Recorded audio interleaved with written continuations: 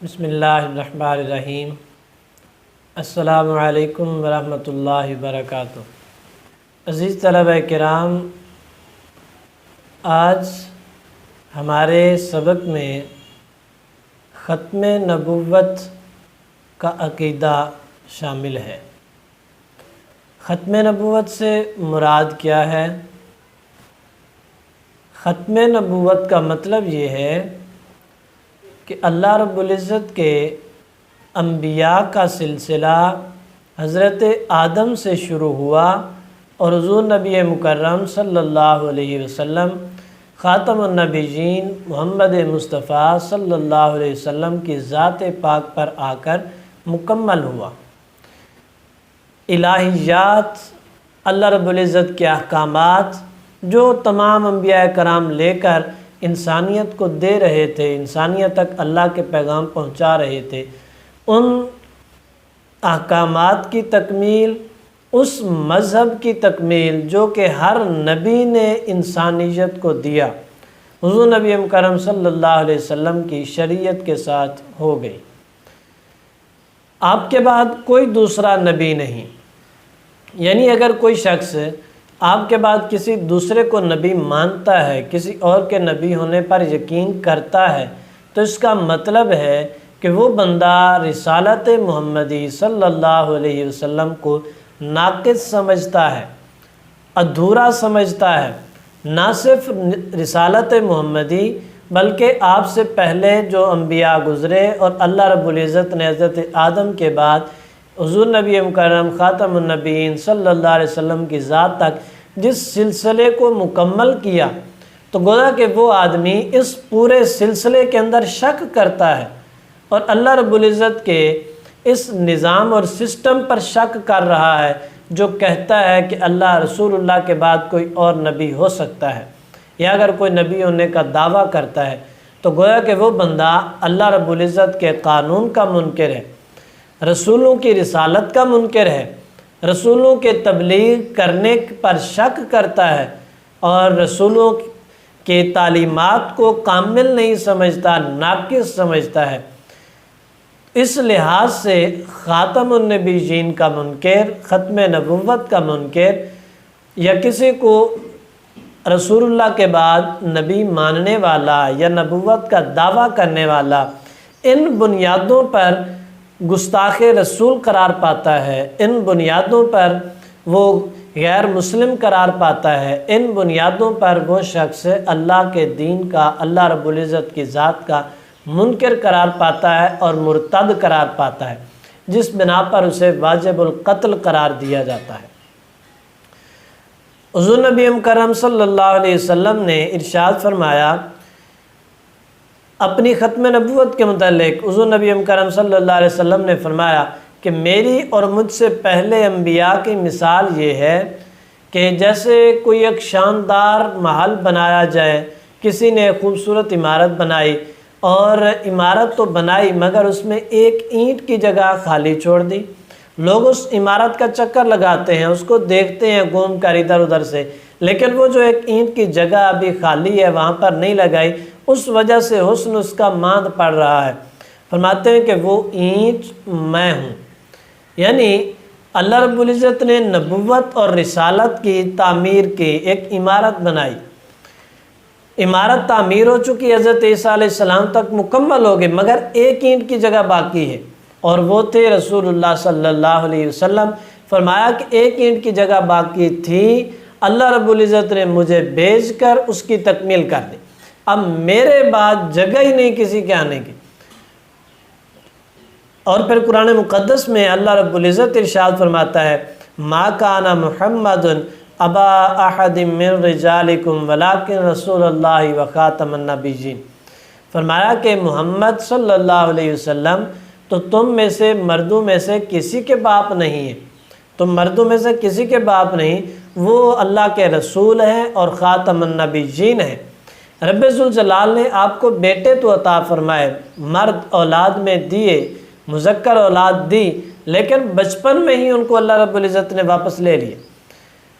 پھر رب ذوالجلال قرآن میں فرماتا ہے کہ ان کا تو ہم نے بیٹا ہی نہیں بنایا، مرد اولاد ہی نہیں بنائی، یعنی مفسرین اور علماء اس کی توجیہ یہ کرتے ہیں کہ آپ سے پہلے جو انبیاء گزرے ان میں سے اکثر ایسے تھے کہ ان کی اولادیں نبی ہوا کرتی تھیں۔ اب اگر حضور نبی مکرم صلی اللہ علیہ وسلم کی اولاد مذکر جوان ہوتی اور آپ کے ان اولاد کے جوان ہونے پر اللہ رب العزت ان کو نبی نہ بناتا تو یہ ایک لحاظ سے باقی انبیاء کی برتری ہوتی کہ ان کی اولادیں بھی نبی بنی مگر رسول اللہ صلی اللہ علیہ وسلم کے اولاد بیٹا نبی نہ بن سکا۔ اور اگر حضور نبی مکرم صلی اللہ علیہ وسلم کا بیٹا آپ کی اولاد نبی بنتی تو آپ کے خاتم النبیین ہونے پر حرف آتا۔ تو اللہ رب العزت فرماتا ہے کہ ہم نے آپ کا مذکر بیٹا، آپ کی مذکر اولاد ہم نے دی نہیں کا مطلب یعنی دی اور پھر لے لی، آپ کو ہم نے مذکر کا والد ہی نہیں بنایا۔ اگر بنایا تھا تو بچپن میں ہی آپ کے بیٹوں کو ہم نے واپس لے لیا، تو وہ راستہ ہی بند کر دیا جہاں پر نبوت قائم کی جا سکتی تھی۔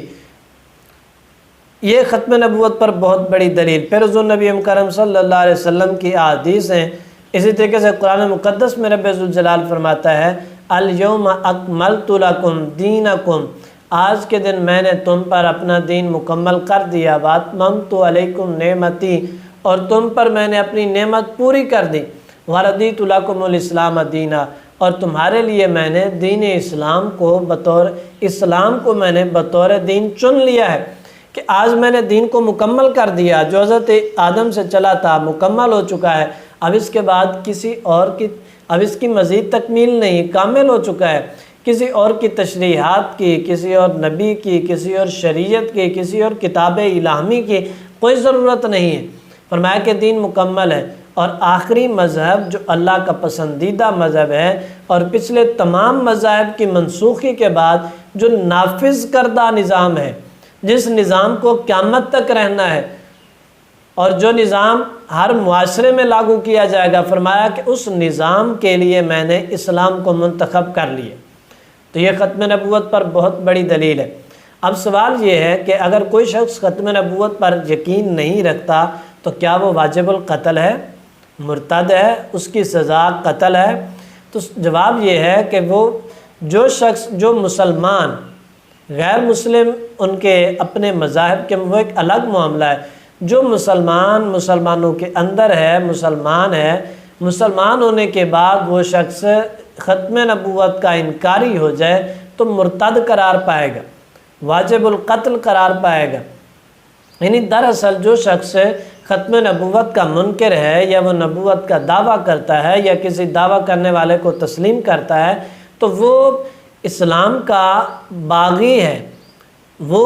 مرتد کا مطلب یہ ہے کہ وہ غدار ہے، اور غدار کی سزا ہمیشہ قتل ہی ہوا کرتی ہے۔ یعنی آپ یوں مثال لے لیں کہ آپ کے ملک میں چیف آف آرمی سٹاف موجود ہے، منتخب وزیر اعظم موجود ہے اور چیف سٹاف اپنے عہدے پر موجود ہے، مگر ایک شخص کھڑا ہوتا ہے، وہ کہتا ہے کہ جناب میں چیف آف آرمی سٹاف ہوں، میں چیف جسٹس ہوں، میں وزیر اعظم ہوں، میں صدر پاکستان ہوں، یہ سب میرے پاس عہدے ہیں، میں اپنا ایک دستور لاگو کرتا ہوں، میں ایک نیا دستور لے کر آتا ہوں، اور وہ اپنی حیثیت کو ان پر حاوی کرتا ہے، لوگوں کو اپنی طرف مائل کرتا ہے اور اس طریقے سے اپنے ایجنڈے کو معاشرے کے اندر پھیلاتا ہے۔ تو آپ کیا کہیں گے؟ اسے آزادی رائے کہیں گے؟ کیا آپ کہیں گے کہ یہ اس کا ایک عمل ہے جو اس کے ساتھ تعلق رکھتا ہے؟ کیا اس طریقے سے اتنی بات کر کے چھوڑ دیا جائے گا؟ یقیناً اسے غدار کہیں گے، اسے پھانسی پر لٹکا دیا جائے گا، اسے قتل کر دیا جائے گا، اور اسے کبھی بھی روشن خیالی کے لحاظ سے اسے قبول نہیں کیا جائے گا۔ تو اسی طریقے سے جو شخص نبی ہونے کا دعویٰ کرتا ہے یا کسی ایسے دعوے دار کو قبول کرتا ہے تو گویا کہ وہ اسلام کے اندر ایک غداری کے بیج کو بو رہا ہے، غدار ہے وہ خود بھی اور اس کے ماننے والے بھی۔ تو غدار کو کبھی بھی معاف نہیں کیا جاتا، وگرنہ تو ہمارے ہی ملک میں اقلیتیں بھی رہتی ہیں، اسلامی نظام ہے باقاعدہ اقلیتوں کے متعلق، ذمیوں کے متعلق، مستامن کے متعلق، کہ غیر مسلم جو مسلم ریاست میں رہتے ہیں ان کے لیے باقاعدہ قوانین ہیں، آئین ہے، سسٹم ہے۔ تو یقیناً جو غدار ہوگا اس کے لیے کوئی آئین نہیں ہوتا، اس کے لیے کوئی سسٹم نہیں ہوتا، اس کے لیے ایک ہی قانون ہوتا ہے، ایک ہی نظام ہوتا ہے، ایک ہی سسٹم، ایک ہی آئین ہوتا ہے، یہ کہ اس کا سر قلم کر دیا جائے۔ تو یقیناً اسلام میں اس عقیدے پر کوئی کمپرومائز نہیں، اور اس کی سزا پر بھی کوئی کمپرومائز نہیں۔ یہ ایک مسلمہ عقیدہ ہے اور مصدقہ اسلام کا، قرآن اور سنت کا اور اجماع امت کا، متفقہ مصدقہ